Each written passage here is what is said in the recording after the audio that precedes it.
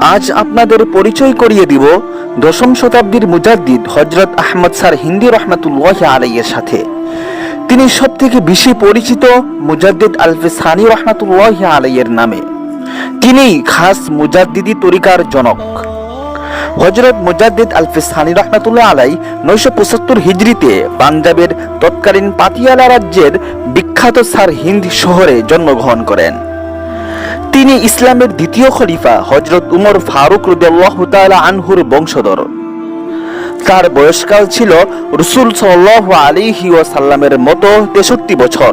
তিনি হানাফি মাযহাবের অনুসারী ছিলেন, তবে ইমাম শাফি রাহমাতুল্লাহ আলাইকে তিনি অত্যন্ত ভক্তি শ্রদ্ধা করতেন।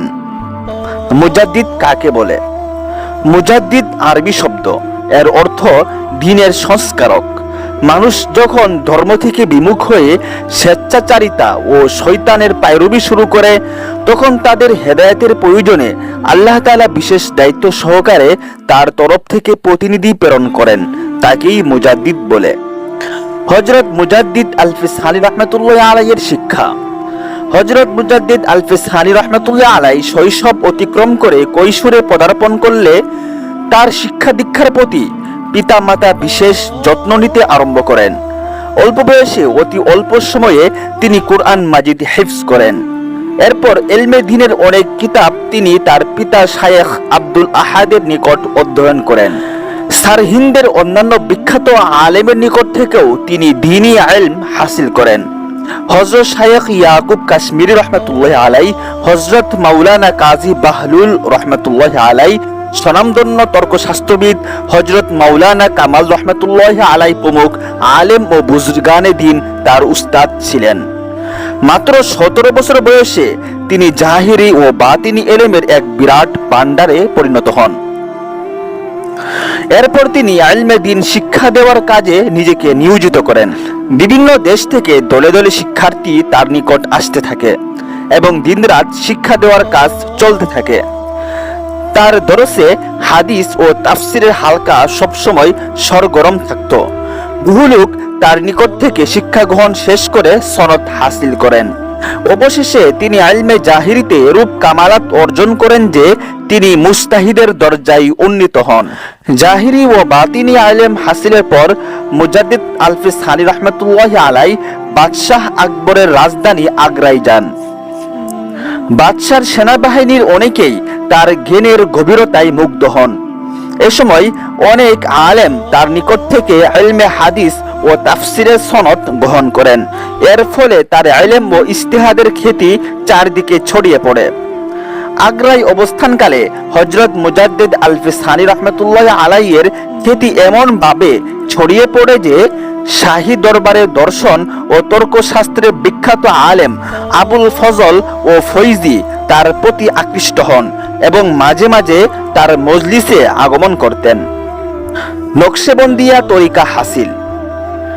ইমামে রব্বানি মুজাদ্দিদ আলফে সানি রাহমাতুল্লাহ আলাইহির মনে আগে থেকেই বাইতুল্লাহ শরীফের হজ ও রাসূলুল্লাহ সাল্লাল্লাহু আলাইহি ওয়াসাল্লামের রওজা পাকের জিয়ারত করার ইচ্ছা ছিল, কিন্তু অসুস্থ ও বৃদ্ধ পিতার খেদমতের জন্য তিনি হজ আদায় করতে পারেননি।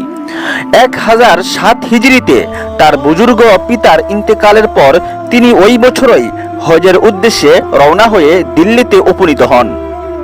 এ সময় তার বন্ধু ও খাজা বাকিবিল্লাহ রহমাতুল্লাহ আলাইহির মুরিদ মাওলানা হাসান কাশ্মীরির সাথে তার দেখা হয়। এ সময় মাওলানা সাহেব তার নিকট হযরত খাজা বাকিবিল্লাহ রহমাতুল্লাহ আলাইহির কামালাতের বিষয় প্রকাশ করে তার সাথে দেখা করার জন্য তাকে উৎসাহিত করেন। তিনি বলেন, খাজা বাকিবিল্লাহ রহমাতুল্লাহ আলাইহি নকশবন্দিয়া তরিকার একজন অতুলনীয় রত্ন। এরকম লোক বর্তমানে দুর্লভ। তার একটি নেক নজরে তালেবগণ এমনই ফয়েজ লাভ করেন যা দীর্ঘদিন সাধনা ও চিল্লার দ্বারা হাসিল হয় না।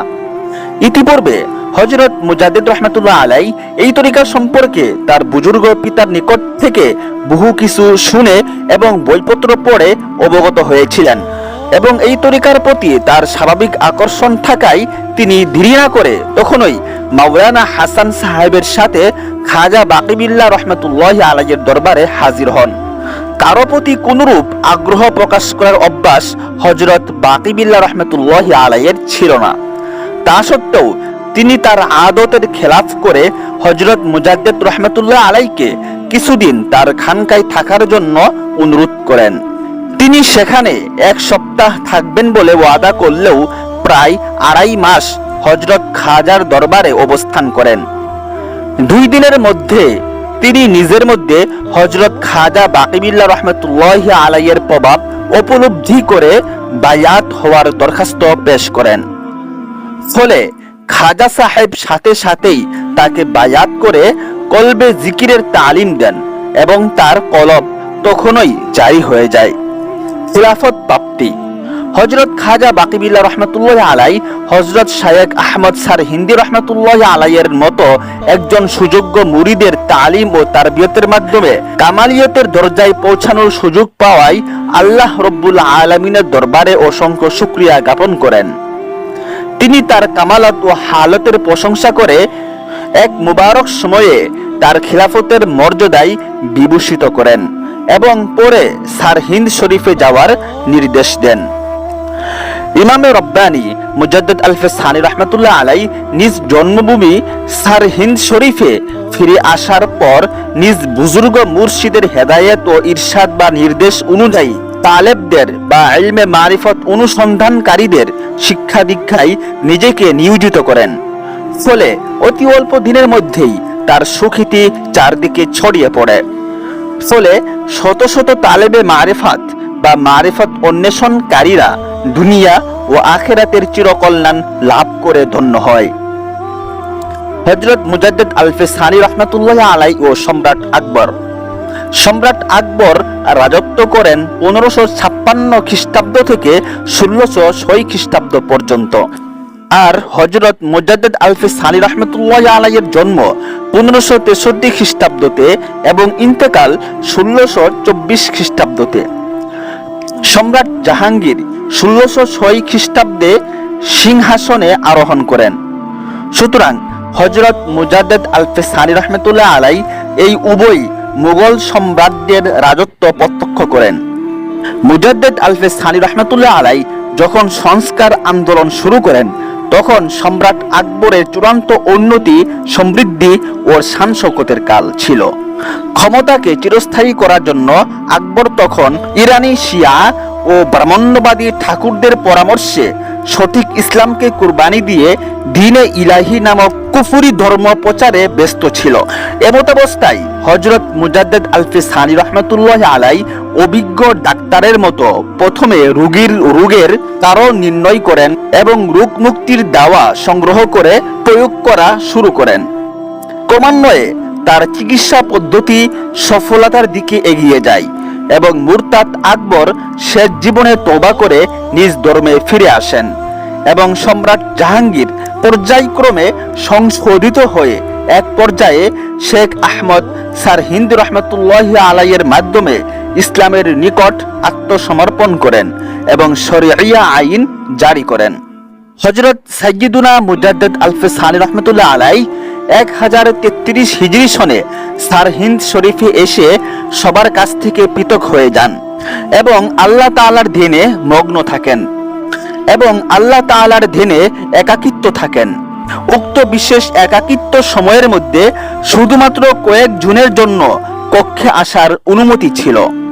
হযরত মুজাদ্দিদ আলফে সানি রহমতুল্লাহ আলাই 1034 হিজরির সফর মাসের 28 তারিখে পরকালে পাড়ি জমান। ইন্না লিল্লাহি ওয়া ইন্না ইলাইহি রাজিউন।